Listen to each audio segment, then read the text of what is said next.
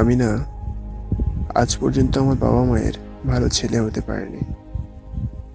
না ভালো ভাই হতে পেরেছি, না হতে পেরেছি কারো ভালো বন্ধু, না ভালো প্রেমিক, আর না হতে পেরেছি ভালো একটা মানুষ। আমি আমার লাইফে কিছুই ভালো করতে পারিনি। আর পারফেক্ট, সেটা তো স্বপ্ন। এটাই বাস্তব গল্প আমার জীবনে। কেমন আছি সেটা কেউ জানতে চায় না। সুযোগ পেলেই চোখে আঙুল দিয়ে আমার অকাতটা দেখিয়ে দিয়ে যায়। আয়নার সামনে রোজ নিজেকে দেখতে থাকি, কিন্তু আগের মতো আর হাসি না।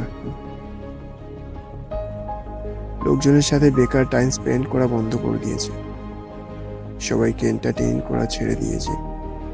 আর তাই আজ সবার কাছে একটা বোরিং পার্সন আমি।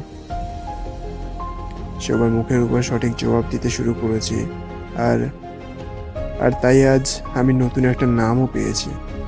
সবার কাছে আজ বেপরোয়া, লুচ্চা, উদ্দেশ্যহীন নামে পরিচিতি লাভ করেছি আমি।